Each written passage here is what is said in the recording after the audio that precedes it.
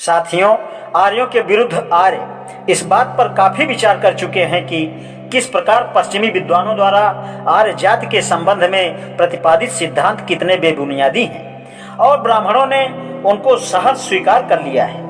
फिर भी इस सिद्धांत का लोगों पर इतना गहरा प्रभाव है कि इसके विरोध में कुछ भी कहना उन्हें पसंद नहीं होगा। उन्हें समूल नष्ट कर देना चाहिए। इस स्थिति में पाश्चात्य सिद्धांत के खोखलेपन का विश्लेषण जरूरी है। आर्यों के बाहर से आने और दास दस्यु जातियों को पराजित करने के सिद्धांत का समर्थन करने वाले ऋग्वेद के निम्नांकित मंत्रों को अनदेखा करते हैं। इन मंत्रों का निर्णायक महत्व है।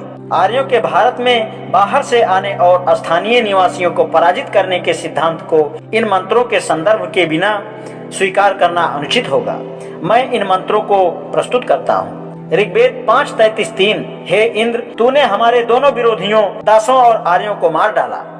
ऋग्वेद 6:60-3 धर्म और न्याय के रक्षक इंद्र और अग्नि हमें दुख पहुंचाने वाले दासों और दस्युओं का दमन करें। ऋग्वेद 7:81-1 इंद्र और वरुण ने सुदास के शत्रु दास और आर्यों का हनन किया और सुदास की रक्षा की। ऋग्वेद 8:24-27 हे इंद्र, तुमने राक्षसों और सिंधु के तटवर्ती क्षेत्रों में निवास करने वाले आर्यों से हमारी रक्षा की है। अब तुम दासों को भी शस्त्रहीन बनाओ। ऋग्वेद 10:38-3 हे परम उपासनीय इंद्र, दास और आर्य विधर्मी हैं और हमारे शत्रु हैं। उनका दमन करने के लिए हमें अपना आशीर्वाद दो। तुम्हारी सहायता से हम उन्हें मार डालेंगे। ऋग्वेद 10:86-19 हे मामयु, अपने आराधकों को शक्ति दो।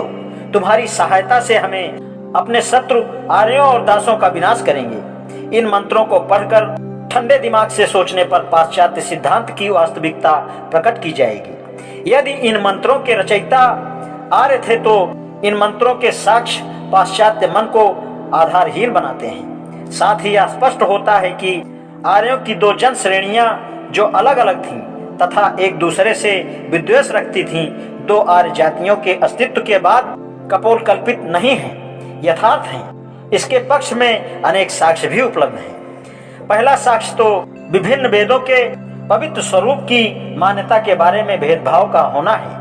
वेदों के विद्वान जानते हैं कि वेद केवल दो हैं, ऋग्वेद और अथर्ववेद। सामवेद और यजुर्वेद तो ऋग्वेद के विभिन्न स्वरूप मात्र हैं। यह सर्वविदित है कि दीर्घकाल तक ब्राह्मण अथर्ववेद को ऋग्वेद के समान पवित्र नहीं मानते थे। ऐसा भेदभाव क्यों था? ऋग्वेद को पवित्र और अथर्ववेद को अपवित्र क्यों माना गया? मैं इसका यह उत्तर देना चाहता हूँ कि दोनों वेद आर्यों की दो अलग अलग जातियों द्वारा रचे गए थे। कालांतर में जब दोनों जातियां मिलकर एक हो गईं तो अथर्ववेद को ऋग्वेद के समान पवित्र मान लिया गया।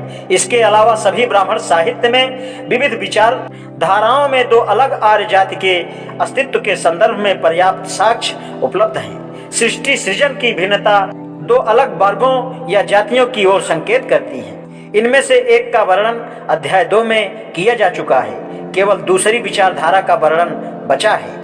इसके लिए हम वेदों से प्रारंभ करते हैं। आज इतना ही, शेष कल। धन्यवाद।